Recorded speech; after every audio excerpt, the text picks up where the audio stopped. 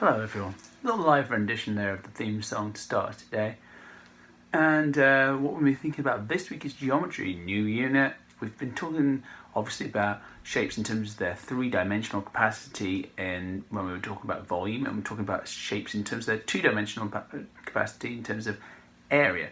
Now we'll be thinking about shapes in terms of classifying shapes and what a shape actually is based on its properties. So we're going to be thinking a little bit about properties and shapes, of course, everywhere we see. Right here on this guitar, the neck right here with these rectangular frets. Of course, a lot of circles on the hardware of this.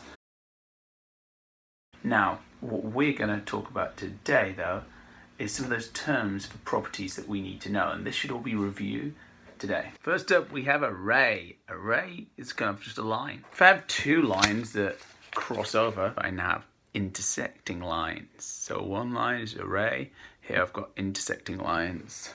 Now, when two lines intersect, they might be perpendicular to one another.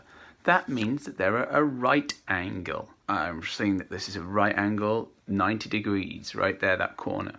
Right here, it should be saying perpendicular, because this is a perpendicular intersection because there's a right angle. And really, when we say you have an intersection, we may end up with a vertex. That means a corner. So that last angle that you saw that was perpendicular, it was a perpendicular vertex. Anything that's bigger than 90 degrees is obtuse. Obtuse also means, in terms of these videos, that they're obtuse because they go on too long. Next we have the acute angles. Acute angles are less than 90 degrees. They're so cute. They are acute angle, less than 90 degrees. So I have rays, which are lines, which if they intersect, that means that they join. They might be perpendicular if they're right angles, but the vertex, which means the corner, may be acute, which means it's less than 90 degrees, or obtuse, bigger than 90 degrees. Now, of course, two lines to just join together can never make a polygon. That means they can never make a shape that is enclosed. The first shape that I encounter that is enclosed, the first type of polygon I encounter are triangles. And triangles come in different types. We have, of course, right here, the scalene triangle. It is scalene because it has three sides and three angles, but none of the side lengths are the same. I might also have a right triangle. A right triangle is any triangle that has a right angle. Right triangles may be scalene, or as this guy is, they may be isosceles. That means it has two sides that are the same and one side that's different. This, though, is also isosceles, but has no right angle. It has two sides the same and one side that's different. It's isosceles, but it is not a right triangle because it has no right angle. Of course, as we know from Seinfeld, isosceles is a beautiful name for a girl or a boy. And the last type of triangle we have, of course, is the triangle where all of the sides are the same length.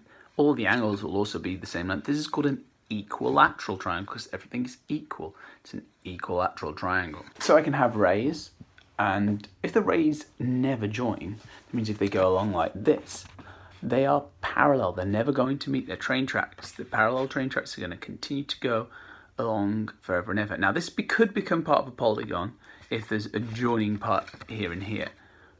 Though it can never be a part of a triangle. You can never have parallel lines in a triangle. Alright, so that's all the vocabulary we need to have for today. Where we're going with this is that we're going to make hierarchies of shapes. You already kind of probably in third grade and fourth grade have talked about the hierarchy of triangles, and that is where we use the properties to classify the triangles. So for example, an isosceles triangle may be right, but not all right angle triangles are isosceles. All equilateral triangles are isosceles because all of their sides are the same, so they at least have two that are the same.